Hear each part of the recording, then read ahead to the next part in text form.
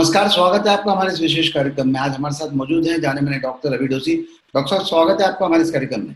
बहुत बहुत धन्यवाद सुनील भैया, पुनः आपके दर्शकों से आपके माध्यम से एक मुलाकात करने के लिए बहुत बहुत धन्यवाद। डॉक्टर साहब, फिर हमेशा की तरह एक सवाल, सूरत हाल शहर के क्या? सर, सूरत हाल वाकई में खुशगवार भी है, पर ये जो आती हुई ठंडी हवा है ये कहीं ना कहीं एक चेतावनी भी दे जा रही है जी। ये एक मिक्स टाइम है जहाँ पे त्योहारों का एक बहुत बहुत सुखद अनुभूति वाला एहसास भी है। वहां पे बतौर डॉक्टर आए दिन जो मरीज देखने को मिल रहे हैं वो डेली चेता जा रहे हैं कि सावधान रहना बहुत जरूरी है।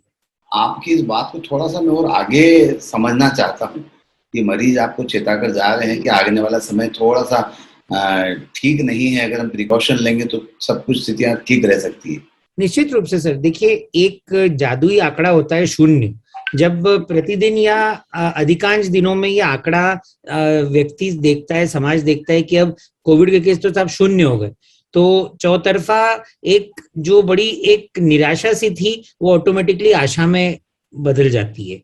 पर वहीं पे बतौर एक चेस्ट फिजिशियन मैं अपनी डेली प्रैक्टिस में हर 2-3 दिन में एक आध कोविड पॉजिटिव मरीज निश्चित रूप से देख रहा हूँ। और अगर कोई बारीकी से आंकड़ों को रोज देखे तो ये 0 का फिगर कभी कभी आता है, 1, 2, 3, आज का लेटेस्ट टैली तो 9 है। तो मेरा ये कहना है कि हमें ये समझना पड़ेगा कि अभी तक ये कोविड रूपी शैतान पूरी तरह शांत हुआ नहीं है, पूरी तरह गया नहीं है।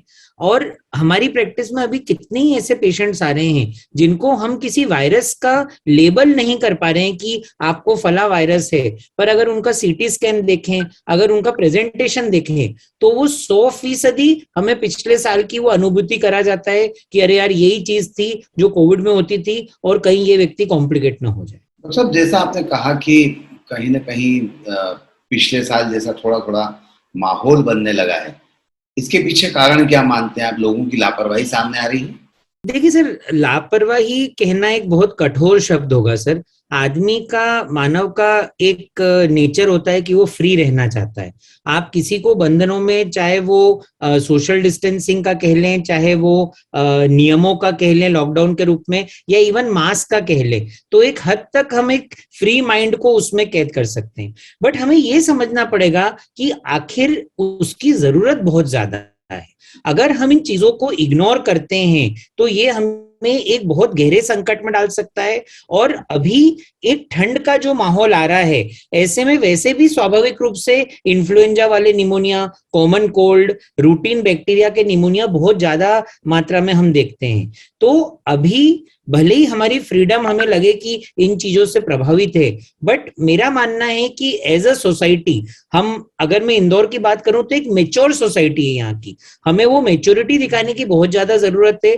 और स्ट्रिक्टली हमें सोशल डिस्टेंसिंग, मास्क और सैनिटाइजेशन का पालन करना है, ताकि ये जितना अच्छा काम हुआ है वो इस ठंड के टाइम में भी हमें थ्रू कर दे। लंबा अरसा हो गया, मुझे लगता है कि 3 से 4 महीने हो गए हैं जब हम थोड़े तनाव से मुक्त हुए हैं, को नंबर ऑफ पेशेंट्स कोविड के कम हुए हैं।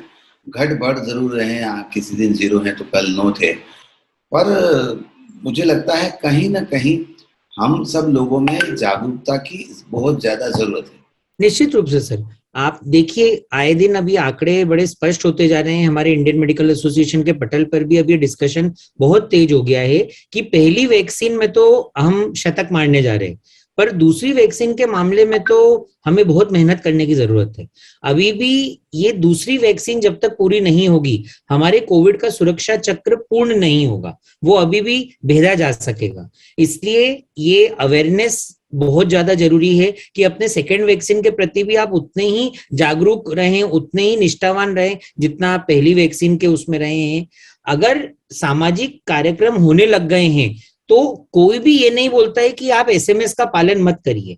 किसी सामाजिक कार्यक्रम में जाते हुए भी अगर मास्क पहना जाए, अगर एक उचित दूरी बनाई जाए, अगर हैंडशेक की जगह नमस्ते करा जाए, तो मैं मानता हूं अभी भी हम सामाजिक जीवन भी जी सकते हैं और कोविड और ऐसी वाली बीमारियों से भी थोड़ी दूरी बनाए रख सकते हैं। बिल्कुल सही कहा डॉक्टर साहब आपने। जब एक बहुत बुरा दौर चल रहा था तो आदमी किसी सरफेस को छूने से भी डर रहा था। आदमी घर में घुसने के पहले कपड़े बदल रहा था, सीधे बाथरूम में जा रहा था, तमाम सारे ऐसे प्रिकॉशंस को फॉलो कर रहा था। अब इस समय जो जरूरत है वो कम से कम प्रिकॉशंस, एसएमएस जो है, सोशल डिस्टेंसिंग, मास्क, सैनिटाइजेशन, अगर इनका भी पालन कर लेगा तो हम काफी हद तक इससे सुरक्षित रहेंगे।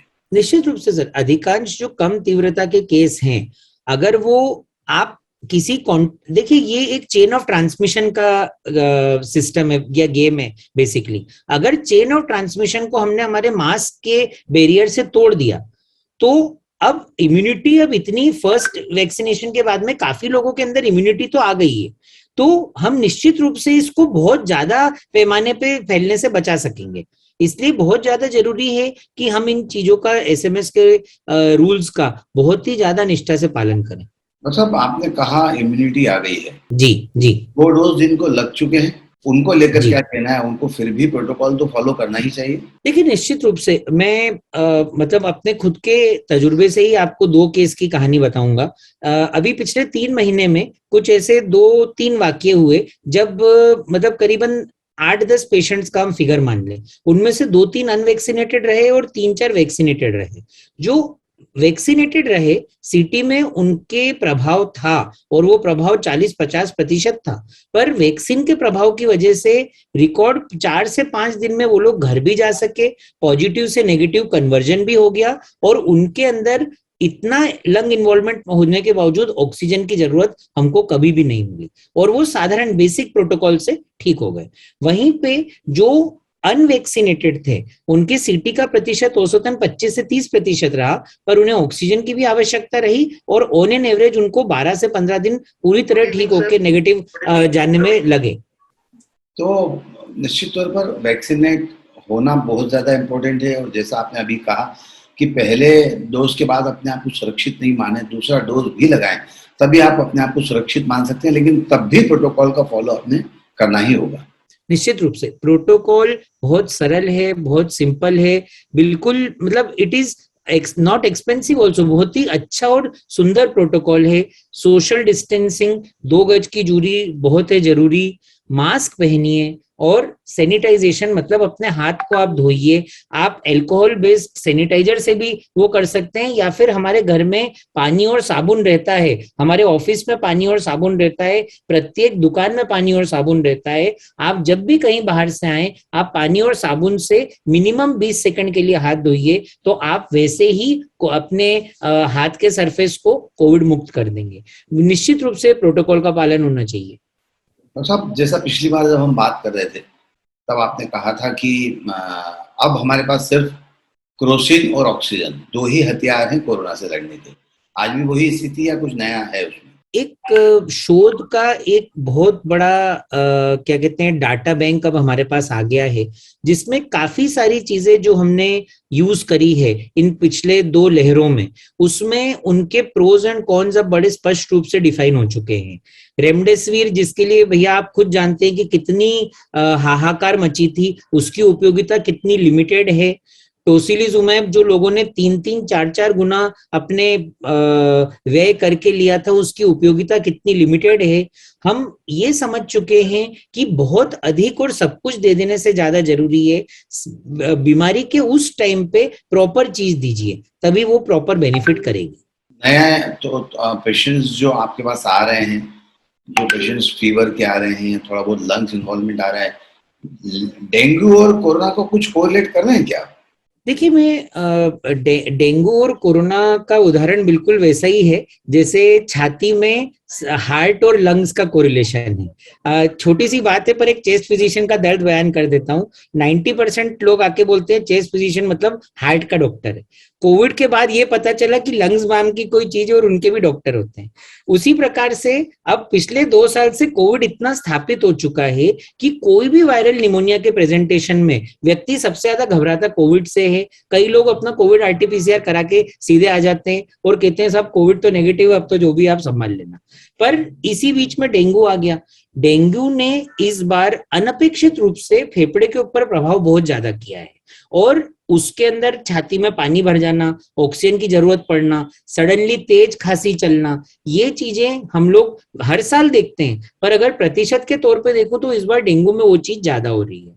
चूंकि कोविड का एक अभियान चल रहा है, हम एक महामारी से बाहर आ रहे हैं, तो लोग उसको काफी हद तक बोलते हैं कोविड है, डेंगू है, कुछ कंफ्यूजिंग है, बट कुछ भी कंफ्यूजिंग नहीं है। अगर आप कोविड आरटीपीसीआर नेगेटिव हैं तो आप कोविड नेगेटिव हैं, अगर डेंगू आईजीएम आईजीजी या NS1 एंटीजन पॉजिटिव है तो आप डेंगू हैं। और अगर एक एक तबका मरीजों का ऐसा भी है जिसमें सब कुछ नेगेटिव आता है, ना डेंगू पॉजिटिव आता है ना कोविड पॉजिटिव आता है, उनमें हमें अभी भी शोध और रिसर्च करने की जरूरत है कि ये क्या है, ये कौन सा वायरस है। बहुत सारे पेशेंट्स में हमको इन्फ्लुएंजा, कुछ पेशेंट्स में हमको H1N1 स्वाइन फ्लू वायरस, ये सभी चीजें मिल रही है। सबसे ज्यादा जो मेरे ख्याल से समझने की बात है कि अगर आपको सर्दी खांसी के लक्षण मिले तो तुरंत आप अपने डॉक्टर के पास जाइए, जल्द से जल्द आप अपने सिम्टम का डायग्नोस कराइए। आप किसी भी प्रकार की टेस्टिंग से शर्माइए मत, इस लेबलिंग से मत डरिए कि मैं डेंगू पॉजिटिव कहलाऊंगा, मैं कोविड पॉजिटिव कहलाऊंगा, मैं स्वाइन फ्लू पॉजिटिव कहलाऊंगा, मैं टीबी पॉजिटिव कहलाऊंगा। जरूरत सबसे ज्यादा ये है कि लक्षण होने पर आप जल्द से जल्द डॉक्टर के पास जाके अपनी जांच करवाइए और उचित इलाज की राह पकड़िए। अगर कोरोना डेंगू दोनों को मिला दिया जाए तो क्या कोई नया नाम बनता है? ये एक कोंगू मेरे मन में आया था, पर मेरा कहना है कि अभी ये बहुत जल्दबाजी होगी। और हम कोविड ने एक चीज सर हमको बहुत सिखाई है डॉक्टर्स को, कि बहुत जल्दी किसी भी चीज के निर्णय या फैसले पे हमने नहीं पहुंचना चाहिए। एडिक्वेट रिसर्च हर चीज की करी जानी चाहिए। हाँ, ऐसे केस हमको वाकई में मिल रहे हैं। मतलब मैं आपको अभी कुछ दिनों पहले का ही एक वाकया सुनाऊंगा कि एक मरीज COPD नामक एडवांस दमे से एडमिट हुए। उनको COPD का इलाज चल रहा था, पर एकाएक उनके प्लेटलेट गिरने लग गए। तो जब उनका डेंगू कराया तो मालूम पड़ा डेंगू भी पॉजिटिव आ गया।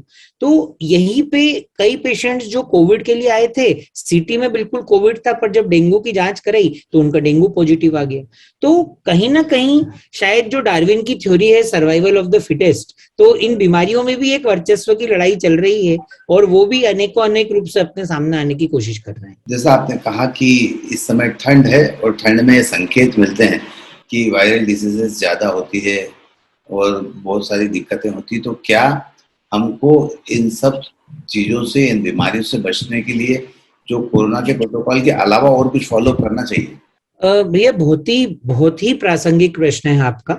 आज हम एक ऐसे दौर में हैं जहां जो सबसे पुरानी बीमारी इस विश्व में मानी जाती है, जिसको कहा जाता है फ्लू या इन्फ्लुएंजा। इन्फ्लुएंजा तो डायनासोर्स में भी मिला करता था। आज उसके रोकथाम के लिए प्रभावी वैक्सीन मौजूद है और ये वैक्सीन हर व्यक्ति जो अपने डॉक्टर से मिलता है उसके बारे में जानकारी ले सकता है। और वो वैक्सीन लगाने से घातक इन्फ्लुएंजा निमोनिया, जो कि सबसे कॉमन निमोनिया है, वो होने का प्रतिशत 50 से 60% से भी कम हो जाएगा। अगर आपको इन्फ्लुएंजा निमोनिया होता भी है तो उसकी तीव्रता 1-2 दिन तक सीमित रहेगी। अगर हम देखें तो न्यूमोकोक्कल निमोनिया, जो बैक्टीरियल निमोनिया कराने का जो सबसे ताकतवर जंतु माना जाता है, उसके लिए भी बहुत ही अच्छी प्रभावी वैक्सीन आ चुकी है। तो ये वैक्सीन भी SMS के अलावा हम हमारे मरीजों में जिनको डायबिटीज है, हार्ट डिजीज है या फिर कोई दूसरी प्रॉब्लम्स है, उनमें लगाकर उनके मतलब निमोकोक्कल होने की वजह से उसका कारण अपन 50-60% कम कर सकते हैं। इसके अलावा आप सिर्फ एक बेसिक मास्क पहनिए। अब ये मतलब आप एक सिंपल कपड़े का मास्क भी पहनिए या डिस्पोजेबल सर्जिकल मास्क भी पहनिए, पर एक मास्क अकेला पहन लेने से ज्यादातर सांस संबंधित संक्रमणों से आप दूर रह सकते हैं। अब मलेरिया तक का वैक्सीन अब आ चुका है, बहुत ही जल्द बच्चों का भी वैक्सीन मेरा मानना है कि ट्रायल्स हो चुकी हैं, तो 1-2 महीने में लॉन्च हो जाएगा। काफी सारी चीजें प्रिवेंटिव मेडिसिन के रूप में हमारे पास में आ चुकी हैं। बस जरूरत है कि अब हमें उनकी निष्ठावान तरीके से अमल करना है उनके ऊपर। 100 करोड़ डोज भारत में वैक्सीन के लग चुके हैं। हाल ही में 100 करोड़ डोज लगा है। क्या लगता है अगर हम सेकेंड डोज का भी दौर अगर हमारा पूरा हो जाए तो हम बहुत सेफ स्थिति में होंगे? निश्चित रूप से सेकेंड डोज ऑफ वैक्सीनेशन बहुत ही जरूरी है और वैक्सीनेशन की क्रिया जो चालू हुई है कोविड के लिए, वो सेकेंड डोज के बिना अधूरी है। फर्स्ट डोज अपने को सुरक्षा कवच इतना अच्छा नहीं देता है जितना 2 डोज देते हैं।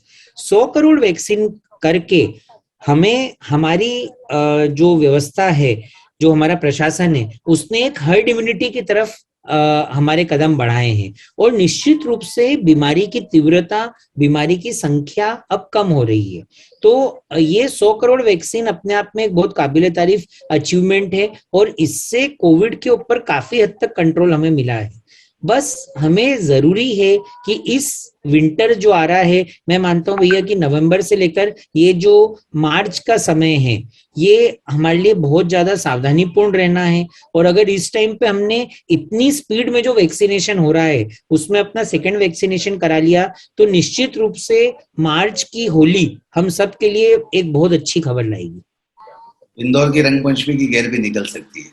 भगवान करे, बिल्कुल, उसके बिना बिल्कुल मजा नहीं आता। मतलब जैसा आपने कहा कि सेकेंड डोज पूरा होने पर हम बहुत कुछ अच्छी स्थिति में आ जाएंगे, तो पहला सवाल तो ये, क्या इसके बाद बूस्टर डोज, थर्ड डोज की आवश्यकता पड़ेगी? ये अगेन इंडियन मेडिकल एसोसिएशन के अंदर ये हमने मांग भी रखी थी कि चूंकि डॉक्टर्स को बहुत शुरुआती दौर में वैक्सीनेट किया गया था, या हेल्थ केयर वर्कर्स को बहुत शुरुआती दौर में वैक्सीनेट किया था, जिसमें जो करीबन पिछले नवंबर दिसंबर से ये क्रम चालू हुआ था, तो ये एक थर्ड डोज बूस्टर का एटलीस्ट उस पॉपुलेशन को लगाया जाना चाहिए जो कि हाई रिस्क है। बूस्टर कभी भी आपके जो एंटीबॉडी रिस्पॉन्स है उसको बढ़ा देता है, जो आपके वायरस से लड़ने की क्षमता है उसको बढ़ा देता है। पर भैया ईमानदारी से बताऊं तो आज का वक्त सामाजिक रूप से सोचने का है। आप पत्रकार हैं, आप पत्रकार भाइयों के लिए सोचे, मैं चिकित्सक हूं, हम चिकित्सक भाइयों के लिए सोचे, कोई जो भी है वो उसके लिए सोचे। अब वक्त वो नहीं है। आज जब आंकड़े ये बता रहे हैं कि सेकेंड वैक्सीनेशन में ही हम इतने पीछे हैं, तो एक बड़े स्तर पे थर्ड वैक्सीनेशन बूस्टर को प्रपोज करना, मेरा मानना है कि थोड़ा सा आई थिंक अपने को और समय चाहिए उस चीज के लिए। बूस्टर का हमेशा एक फायदा है। यूएस और यूके में बहुत सारी स्टडीज अब आ रही हैं जो बूस्टर का फायदा दिखाती हैं। पर मेरा मानना है कि धीरे धीरे वैक्सीनेशन की जैसे जैसे टाइप बढ़ रही है, संख्या कंपनीज जो बढ़ा रही है वो बढ़ रही हैं, इसका प्राइवेटाइजेशन होना चाहिए और इंडिविजुअल लेवल पे शायद हम चाहें तो अपना बूस्टर लगा सकें। जब आपने बात कही यूके यूएस की, बात कही कि स्टडी चल रही है, वहां पर बूस्टर के फायदे बताए जा रहे हैं, तो यूके यूएस और चाइना के लिहाज से अगर हम देखें तो आज क्या स्थिति है वहां पर? वहां पर हम ये देख सकते हैं कि नए वेरिएंट्स की वजह से चाइना के अंदर दोबारा कुछ क्षेत्रों में केस पाए गए हैं और चाइना ने बहुत ही तत्परता से लॉकडाउन उन क्षेत्रों में लगा के उनको बाहरी मतलब बहुत बड़ा रूप लेने से रोका है।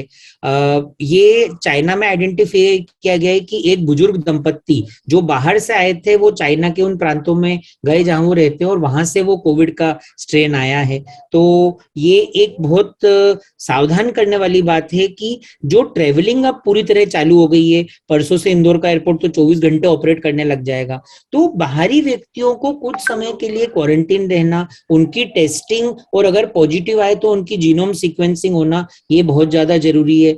यूके यूएस में चूंकि वैक्सीनेशन को लेके वहां के जो पॉपुलेशन है उसमें काफी सारे मतलब इश्यूज हैं उनके, इस वजह से भी बोला जा रहा है कि वहां पे कंट्रोल कोविड का बहुत अच्छे रूप से नहीं हो पा रहा है।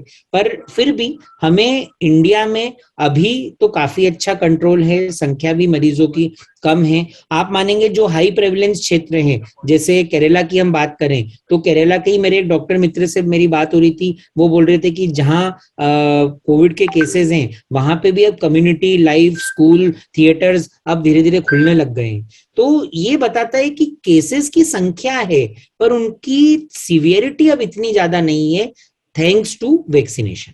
सर, जब आपने केरला की बात छेड़ दी तो केरला में सबसे ज्यादा देश में केसेस आने का कारण क्या? देखिए, मैं खुद केरला में मैंने मेरी पढ़ाई करी है अमृता इंस्टीट्यूट कोच्चि में, तो वहाँ का जो मेरा मानना है एक बहुत ही मेट्रोपॉलिटन कल्चर है।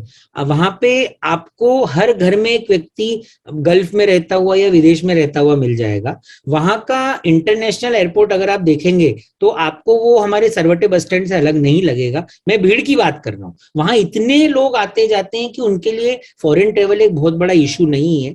डेंसिटी ऑफ पॉपुलेशन काफी ज्यादा है, केरला एक बहुत पॉपुलस जगह है, वहां की मेडिकल केयर भारत की सर्वोच्च मेडिकल केयर में से एक है।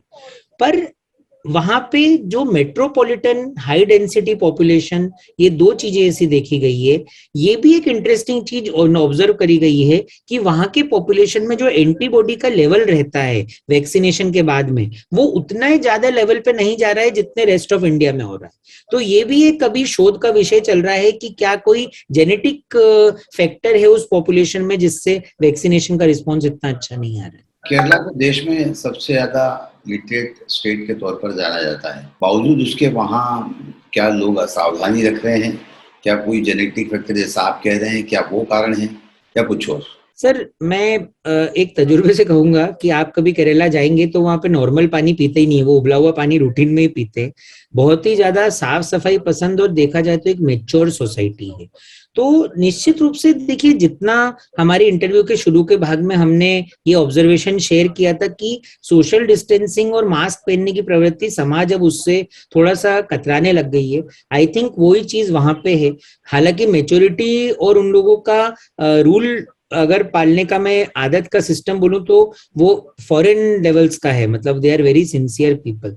तो मैं यही कहूंगा कि शायद कुछ जेनेटिक फैक्टर्स ही होंगे जो धीरे धीरे हम रिसर्च में और क्लियर कर पाएंगे कि आखिर क्यों नहीं हम सक्सेस हो पा रहे। बहुत सारी उम्दा जानकारियां डॉक्टर रवि डोसी जी ने दी है। केरला से लेके विश्व से लेके भारत के सेकेंड डोज और बूस्टर डोज तक हमने बात की है। आने वाले समय के संकेत भी दिए हैं कि हमें सावधानी रखना होगी। बहरहाल आप सब लोग अपना ध्यान रखिए और कोशिश कीजिए कि SMS, social distancing, mask, sanitisation का आप प्रॉपर फॉलो करें। डॉक्टर साहब, हमसे बातचीत करने के लिए बहुत बहुत शुक्रिया। धन्यवाद। आज के इस कार्यक्रम में बस इतना ही। सुनील जोशी को दीजिए इजाजत। नमस्कार।